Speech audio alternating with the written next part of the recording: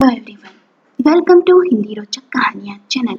आज की कहानी है क्या मधु को मिल सका पति और ससुराल में प्रेम, भाग 5।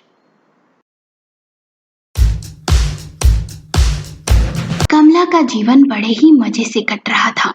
सावित्री के घर से चले जाने का उसे थोड़ा अफसोस था, क्योंकि मुफ्त की नौकरानी जो चली गई थी।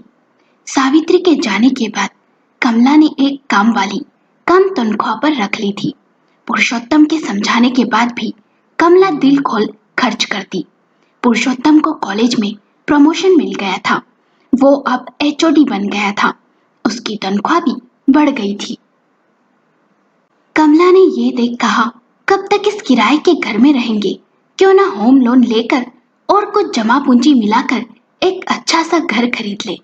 पुरुषोत्तम को भी ये बात सही लगी। उसने घर देखना शुरू किए।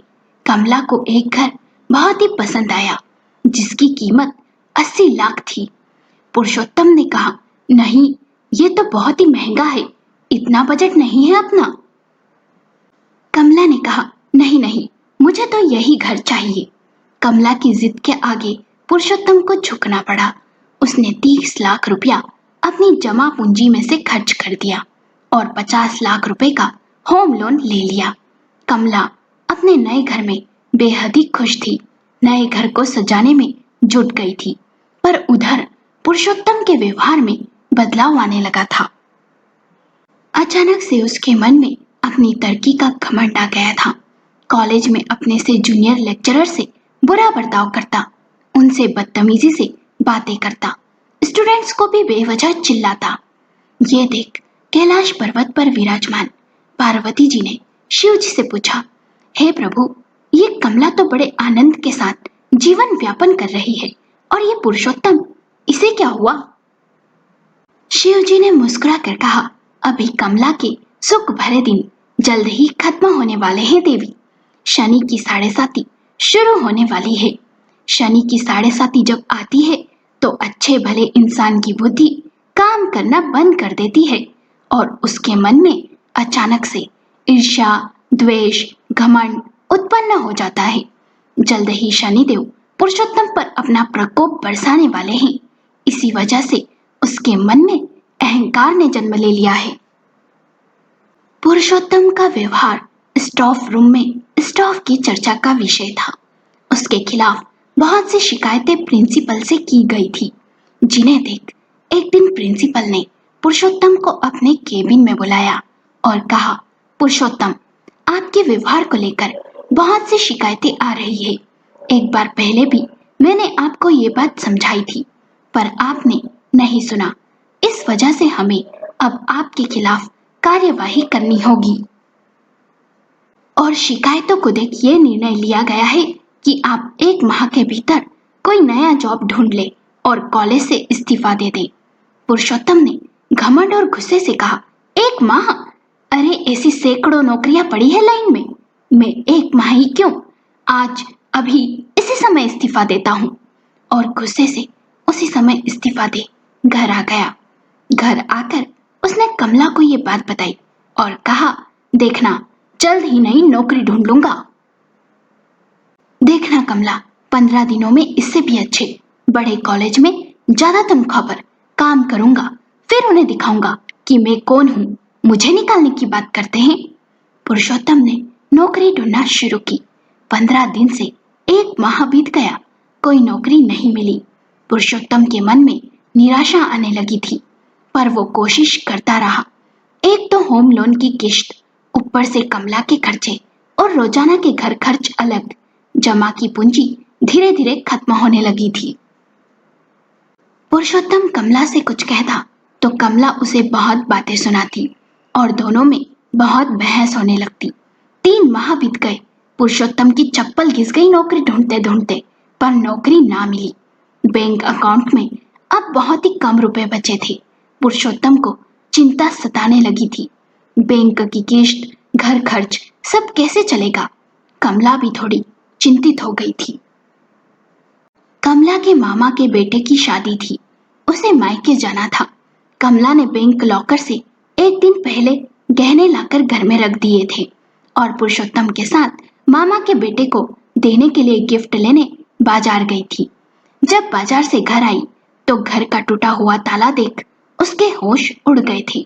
घर में जो भी जेवरात थे, रुपया था, चोर चुरा कर ले गए थे। कमला का रो रो कर बुरा हाल था। एक तो पुरुषोत्तम पर शनिदेव का प्रकोप और कमला पर शिव जी का माया जाल, दोनों का हाल बेहाल था। पुरुषोत्तम ने जाकर चोरी की पुलिस स्टेशन में शिकायत कर दी थी। पुरुषोत्तम ने कमला से कहा, अब क्या करेंगे कमला, गहने चोर चुरा कर ले गए, बैंक अकाउंट भी जल्द ही खाली होने की कगार पर है। अगले माह हम बैंक से लिए होम लोन की किश्त कैसे भरेंगे, और यदि किश्त ना भरी तो बैंक हमें नोटिस देकर ये घर खाली करवा लेगा, फिर तो हम सड़क पर ही आ जाएंगे कमला। कमला ने दुखी स्वर में कहा, पता नहीं क्या हो रहा है हमारे साथ, तुम चिंता मत करो, मैं जल्द ही अपने भैया से बात करूंगी, देखना वे हमारी मदद जरूर करेंगे। कमला ने अपने भाई से बात की। कमला के भाई ने उसकी बातें सुन कहा, देख छोटी, मैं तेरी मदद कर देता, पर वो क्या है ना, मैंने अभी अभी नया कारखाना शुरू किया है और सब जमा पूंजी उसी में ही लगा दी, इसलिए मुझे माफ करना, मैं मदद नहीं कर सकता। कमला की भाभी भी वहीं बैठ उनकी बातें सुन रही थी। कमला कुछ देर भाई से बात कर चली गई। कुछ दूर जाकर उसे याद आया कि मैं अपना पर्स तो भूल ही गई। वो जैसे ही पर्स लेने गई तो आंगन में बैठी भाभी उसके भाई से कह रही थी, अच्छा हुआ आपने कमला को रुपए देने से इनकार कर दिया, अरे जल्द ही सड़क पर आने वाली है आपकी बहन। अच्छी भली थी ससुराल में, पर वहां से संबंध खराब कर बैठी। कमला को यह सुन बहुत बुरा लगा। उसे देख भाई भाभी सकपका गए। कमला ने भी ज्यादा कुछ नहीं कहा और पर्स ले आ गई। मायके की धन दौलत का कमला को बहुत ही घमंड था। उसे लगा था बुरे वक्त में भाई भाभी मदद करेंगे, पर उम्मीद के विपरीत उन्होंने भी मदद से इनकार कर दिया। बैंक की किश्त ना भरने के कारण बैंक ने पुरुषोत्तम को जल्द ही घर खाली करने का नोटिस भेज दिया था। ज्यादा रुपए अकाउंट में ना होने के कारण पुरुषोत्तम को एक छोटी सी चौल में किराए का घर लेकर रहना पड़ा। 2 कमरे का छोटा सा घर देख कमला को बहुत ही बुरा लगता। रोज पानी को लेकर किचकिच, आए दिन आस पड़ोस का शोर शराबा, गंदगी, सब कुछ देख कमला रो पड़ती। कहाँ रानी बनकर राज कर रही थी और अब किस हाल में है। पुरुषोत्तम को बहुत कोशिशों के बावजूद भी नौकरी नहीं मिली। दयनीय हालत होती जा रही थी उनकी। कैलाश पर्वत पर बैठी पार्वती जी ने शिव जी से कहा, कैसा है ना नाथ, कुछ दिनों पहले कमला बड़ी ही खुश और संपन्न थी, और अब किस हाल में है। शिव जी ने कहा, देवी, ये कमला के कर्मों का फल है जो वो भोग रही है। आगे और भी बहुत कुछ सहना है उसे, अभी तो उसे दंड मिलना आरंभ ही हुआ है। एक दिन कमला चौल में पानी ना आने पर टैंकर से पानी भरने गई। पानी का घड़ा लाते हुए अचानक से सीढ़ियों पर गिरे हुए पानी से उसका पैर फिसला और वो बुरी तरह सीढ़ियों से नीचे गिर गई। गिरते ही कमला दर्द से कर्राह उठी। पुरुषोत्तम और पड़ोस की महिला ने उसे सहारा दे बिस्तर पर लेटाया। ना तो उससे खड़ा होते बन रहा था, ना ही चलते। उसके पैर में सूजन भी आ गई थी। पुरुषोत्तम उसे डॉक्टर के पास ले गया। प्राइवेट अस्पताल में बहुत ज्यादा ही खर्च बताया गया। ये देख पुरुषोत्तम वहां से उसे सरकारी अस्पताल में ले आया। डॉक्टर ने रिपोर्ट्स देख बताया कि कमला के पैर की हड्डी में फ्रैक्चर हो गया है और कमर में गंभीर चोट है। कम से कम वो 3 महीने तक ना तो चल सकती है और ना ही ढंग से खड़े हो सकती है। ये सुन पुरुषोत्तम और कमला बेहद ही चिंतित हो गए। कमला घर आकर पलंग पर लेट गई। दर्द के मारे ऐसा लग रहा था जैसे उसके प्राण ना निकल जाए। लेटे लेटे उसे याद आया, उसने इसी तरह मधु को पानी में तेल डालकर सीढ़ियों से गिराने की साजिश की थी। पुरुषोत्तम को समझ नहीं आ रहा था कि नौकरी ढूंढने जाए, घर के काम करे, या कमला की सेवा करे, या छोटी सी बच्ची सोनू का ख्याल रखे। सब कुछ वो अकेले कैसे करेगा। नौकरानी भी नहीं रख सकता। पुरुषोत्तम ने कमला को मायके जाने को कहा तो कमला ने इनकार कर दिया। पुरुषोत्तम की हालत खराब थी। ना उसे दिन में आराम था, न रात में। नौकरी ढूंढने जाना, कमला और सोनू का ध्यान रखना, घर के काम करना, ये सब करते करते वो थक सा गया था। उधर कमला भी रोज मन ही मन रोती, पुराने दिनों को याद करती। जैसे तैसे 2 माह बीते। अब पुरुषोत्तम से यह सब बर्दाश्त नहीं हो रहा था। उसने कमला से कहा, परिवार का साथ होना कितना जरूरी है ना, पर हमारे पास ना तो परिवार का साथ है और ना ही प्रेम। तुमने जो भी मधु और माँ के साथ किया वो सही नहीं किया कमला। इस मुश्किल समय में मुझे परिवार का महत्व समझ आ रहा है कमला। हमें बाबूजी के पास चलना चाहिए, उनसे माफी मांगनी चाहिए। शायद वे हमें माफ कर दे। कमला ने कहा, सच में हम परिवार के साथ थे तो कितना खुश थे, सुखी थे। मैंने मधु और माँ जी के साथ सच में सही नहीं किया। ये मेरे ही कर्म हैं जिनका मुझे दंड मिल रहा है। तुमने सही कहा पुरुषोत्तम, हमें बाबूजी, मधु और माँ जी से माफी मांगनी चाहिए। अगले ही दिन बैसाखी के सहारे कमला चलते हुए पुरुषोत्तम और सोनू के साथ घर गई। मधु, सावित्री और सभी उनके सलवट भरे कपड़े, टूटी हुई सी चप्पलें और तो और कमला को बैसाखी के सहारे चलते देख हैरान थे। पुरुषोत्तम ने मुकुंद और सावित्री को देख कहा, माँ बाबूजी हमें माफ कर दीजिए। कमला ने भी कहा, माँ जी और मधु, मैंने दोनों के साथ सही नहीं किया, उसी की सजा आज हम भोग रहे हैं, हमें माफ कर दीजिए। मुकुंद ने कहा, तुम्हारी हालत को देख मुझे तरस तो आ रहा है, पर तुम दोनों इस घर में रहने के लायक नहीं हो, क्योंकि कमला ने मधु के साथ जो किया सो किया। उसने सावित्री के साथ भी बहुत ही बुरा किया। अरे अरे, वो तो तुम्हारी चहेती हुआ करती थी, फिर भी तुमने उसे घर से निकाल दिया। तुम जैसे इंसान किसी के नहीं हो सकते हो। आज तुम इस हालत में हो, इसलिए यहाँ माफी मांगने आए। यदि इस हाल में नहीं होते ना, तो तुम यहाँ लौटकर कभी नहीं आते। मैं तुम दोनों को माफ नहीं करूंगा। सावित्री चुप ही रही, पर मधु ने कहा, बाबूजी माफ कर दीजिए ना, सोनू का इन सब में क्या दोष है। मुकुंद ने कहा, बहू, तेरे कहने पर मैंने सावित्री को माफ कर घर में जगह दी, पर अब मैं घर में कोई तमाशा और अशांति नहीं चाहता।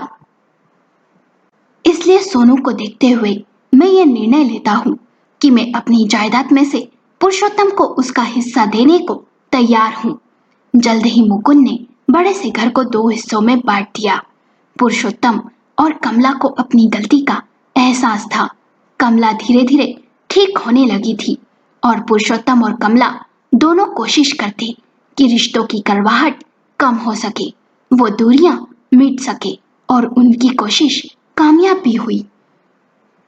घर के सभी सदस्य उनसे थोड़ी बहुत बातें करने लगे थे।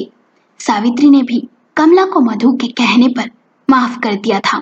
उन्हें घर के दूसरे हिस्से में भी तीज त्योहारों पर आने की अनुमति मुकुंद ने दे दी थी। अपने परिवार को फिर से एक साथ देख मधु बेहद ही खुश थी। उसे परिवार और ससुराल का प्रेम मिल गया था। मधु से कमला और पुरुषोत्तम की हालत नहीं देखी जा रही थी। पुरुषोत्तम अब भी बेरोजगार था। मधु ने कमला से कहा, मैंने जिस तरह भगवान शिव जी का मनोकामना पूर्ण करने वाला व्रत किया, भाभी वैसे ही आप भी पशुपति व्रत करिए, देखना शिव जी आप पर जरूर कृपा करेंगे। मधु की बात सुन कमला ने 5 सोमवार पशुपति व्रत किया। पुरुषोत्तम को नई नौकरी मिल गई। नौकरी छोटी सी थी, तनख्वाह भी कम थी, पर कमला और पुरुषोत्तम खुश थे कि भोले बाबा ने उन पर कृपा की और उनके दुखों को कम किया। मधु को परिवार, धन दौलत, पति, पुत्र सब कुछ मिला, पर उसके बावजूद भी उसने अपने प्रभु शिव जी की सदा सेवा की, भक्ति को नहीं छोड़ा। कैलाश पर्वत पर विराजमान शिव जी ने पार्वती जी से कहा, देवी, परिवार में एकता और प्यार का होना जरूरी है। यदि परिवार का साथ है, आपस में प्रेम है, तो मनुष्य पूरे से पूरे वक्त को भी आसानी से काट लेता है, पर यदि परिवार के प्रति मन में छल है, मनमुटाव है, भेदभाव है, तो दुर्गति होना निश्चित है। पार्वती जी ने कहा, सच कहा आपने प्रभु। वैसे आपको ऐसे ही नहीं सब भोले कहकर पुकारते हैं। सच में आप बड़े ही भोले और दयालु हैं। आपका भक्त एक दीपक क्या जला दे, आप जल्द ही प्रसन्न हो जाते हैं और अपनी कृपा उन पर बरसा देते हैं। शिव जी ये सुन मुस्कुरा दिए। पार्वती जी की बातें वहां उपस्थित नंदी गणों ने भी सुनी और हर हर महादेव से पूरा कैलाश पर्वत गुंज उठा। इसी के साथ आज मधु भक्त शिव की इस कहानी का 5वां और अंतिम भाग खत्म हुआ और कहानी संपूर्ण हुई। कहानी अच्छी लगी हो तो कमेंट बॉक्स में ओम नमः शिवाय जरूर लिखें और आप ऐसी और भी कहानियां सुनना चाहते हैं तो कमेंट बॉक्स में YES भी लिखें। धन्यवाद। ओम नमः शिवाय। दोस्तों, आपको कहानी कैसी लगी? अपने विचार कमेंट करके बताएं। यदि कहानी पसंद आई हो तो लाइक करें, शेयर करें और चैनल को सब्सक्राइब करें।